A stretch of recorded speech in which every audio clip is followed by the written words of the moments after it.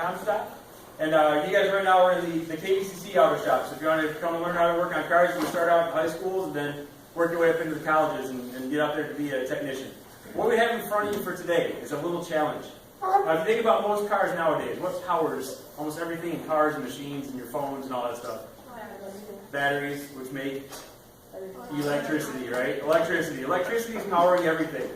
And one of the things we teach a lot about in automotive is how electricity works and how to make circuits. So what we're going to have you guys do today is actually build this horn circuit in front of you and see if you can get the thing to light up and go. Now before you start, don't get started yet. I see some of you eyeing it because you're ready to go. We're going to have a little competition to see who can do it the fastest. But before that, I was going to have one of the girls that I brought from, actually both of them are going to do it. I have Mercedes and Madison. These two are both in my automotive program over at Comstock. And they're going to do an example piece to show you what the horn should do. So we'll see how fast they can do it. And then once we say go, well, you guys start trying to do it too and see if you can do it fast. Now you go by that picture right next to you. And one of the strategies that Mercedes and Madison have been using is to pick one color wire and go with one color wire first. So this is both doing the black wires first, which are the negative wires. And if you look at that diagram, you see that there's black wires and red wires, and all the spot has to be hooked up too. So you try to hook them up to the right spot. One of the keys to electricity is to make sure that the red wire and the black wire never touches. Because that's positive and negative touching each other, and if they touch each other, you get what's called a short circuit. And these little fuses, see the little fuses by the yellow wires? Little red fuses, I think some green ones out there too. Those will blow. And if they blow, your circuit won't work anymore. So we'll have to keep an eye on that. If you get your horn circuit all put together and it doesn't work, it might be because your fuse is blown, because those red and black wires touch together. Put it all together, it should honk like that. It looks like Mercedes got Madison this time. How close are you, Madison? I'm good. Pressure get to you?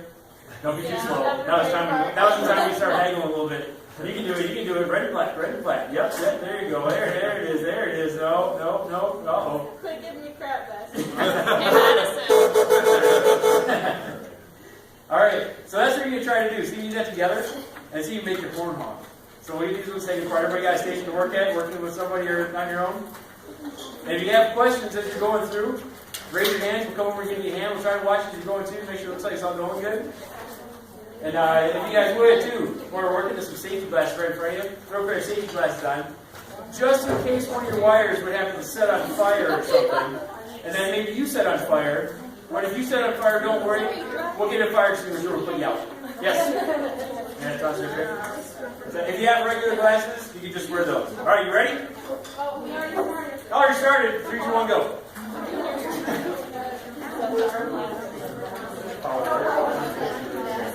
One wire at a time. Huh? No, a second. Yeah.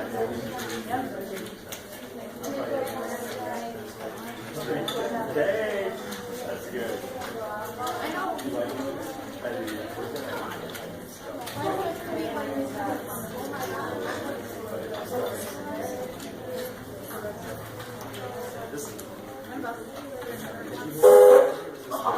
Someone going on purpose already, or is that an accident? Is that purpose? Nice, that was fast.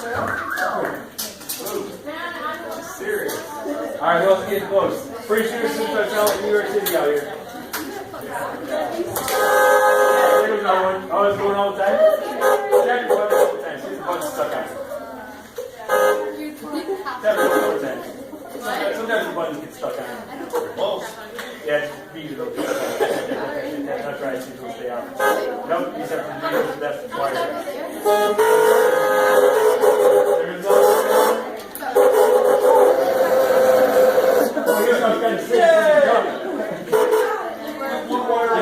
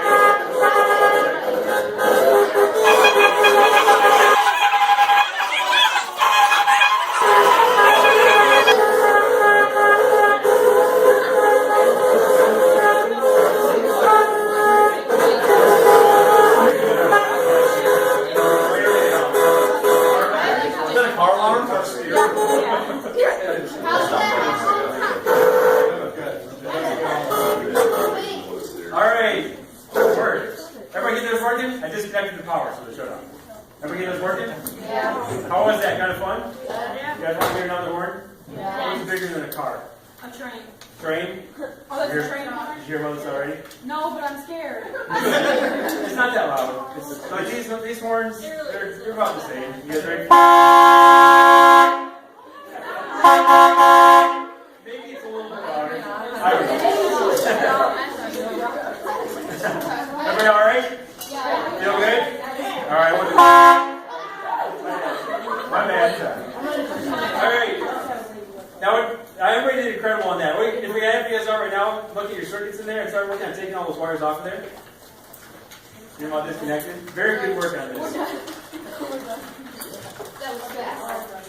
Now, something we've been impressed by the girls coming through here all day is how fast you figure this out. You've been doing really good at this.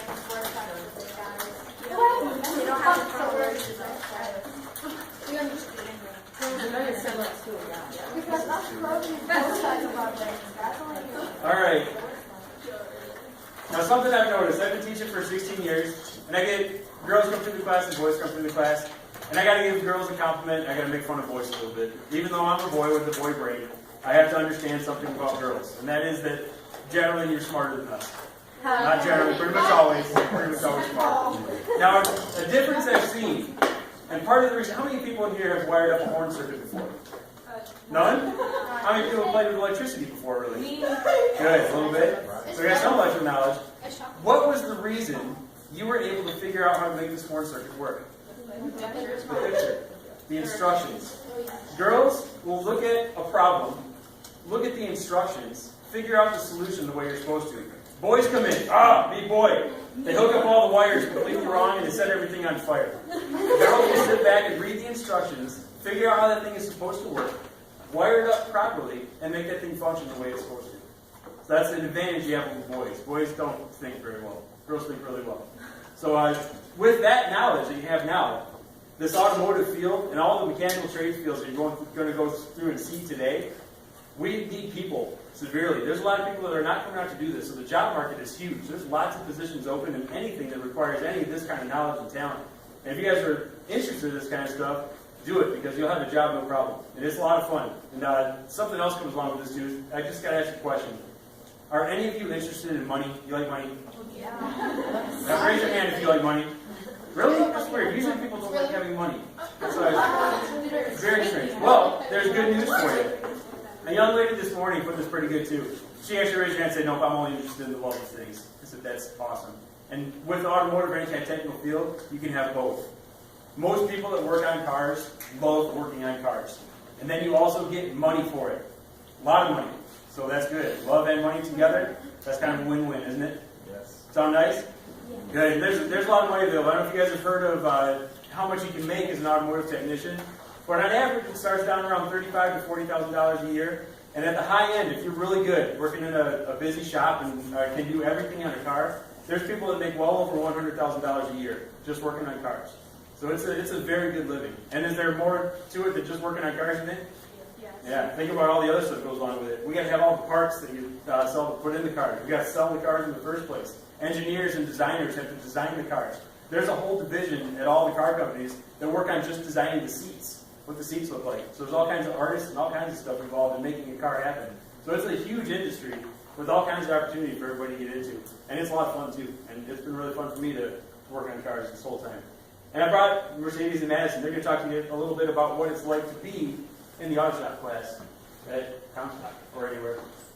I'm Mercedes. I'm a senior at Comstock High School. I am currently the only girl in the EFT program for automotive. Taking the class has been really fun. Not only do you get to experience and learn from the teacher backstage, but you also get to learn from the guys. And then the best moments throughout the whole thing is when the guys have to come to you to ask questions about it. And the feeling is just amazing. The class is really fun, especially if you like working on cars and like doing